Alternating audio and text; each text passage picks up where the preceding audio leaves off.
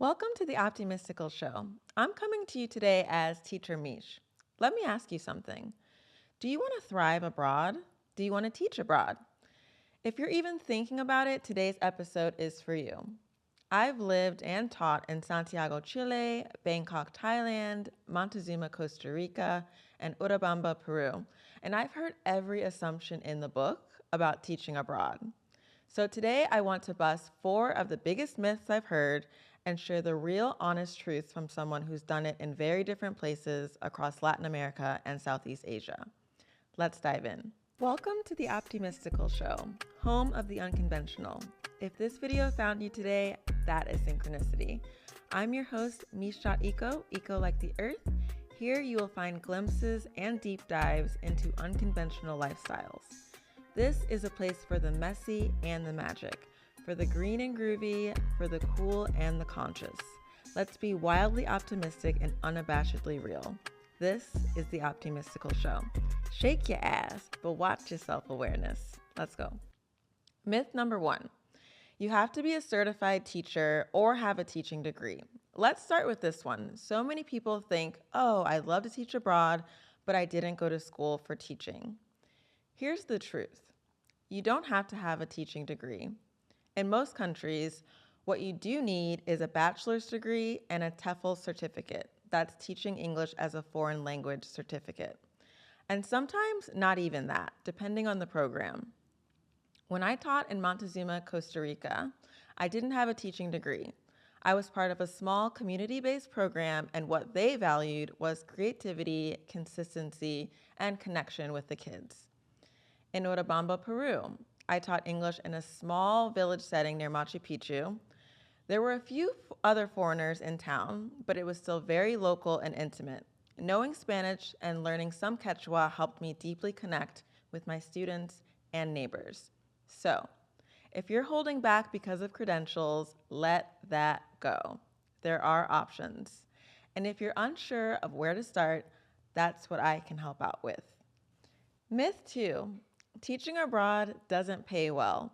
Money is a big one. I hear people say, yeah, but you probably don't make anything teaching abroad. So let's unpack that. When I taught in Bangkok, Thailand, my rent was free as part of the teaching package, and I think my monthly income was around $1,500 tax-free.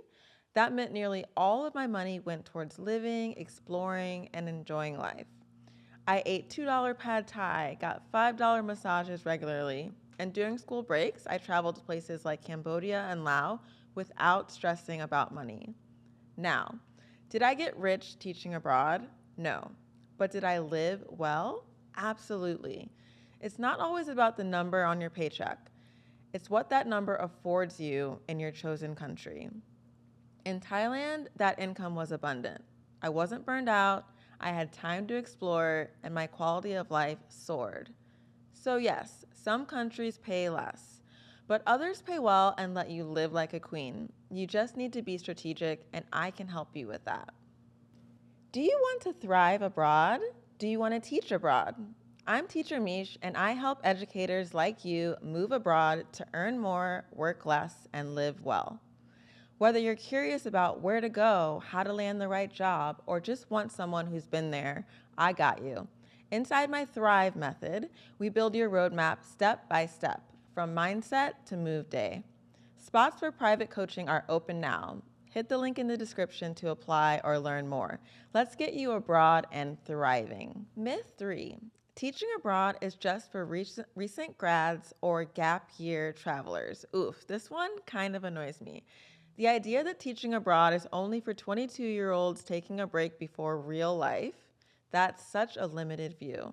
I started teaching abroad in my early 20s and continued until around 30. And I met people of all ages along the way. Moms with kids, digital travelers, people transitioning careers, retirees, all teaching, all thriving. In Santiago, Chile, I worked alongside professionals who had left their corporate jobs to teach. They wanted something different, a life with more soul, more harmony, more presence. This lifestyle isn't just for a season. It can be a new chapter or even a whole book. If you're listening and thinking, but I'm not in my 20s, good. That means you have life experience, perspective, and resilience. You belong exactly where you feel called. Myth 4. It's hard to make friends or feel at home abroad. Let's get real. Moving abroad can be lonely at first, but it doesn't have to stay that way. In Urubamba, Peru, I lived in a small mountain village where I already spoke Spanish, yes, so I was able to connect with locals deeply and quickly. There were a few other foreigners, and while it wasn't a big expat hub, the sense of community was strong once I leaned in. In Bangkok, Thailand, it was the opposite, a huge international city with tons of expats. I met people from all over the world through yoga classes, meetups, language exchanges, even while grabbing street food. The truth is, you get out what you put in. Connection takes intention, but it's so worth it. And I guide my clients through how to prepare for that transition emotionally, socially, and logistically. So let's recap. You don't need a teaching degree.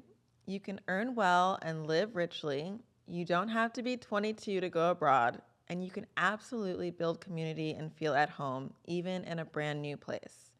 These myths are keeping so many incredible people stuck.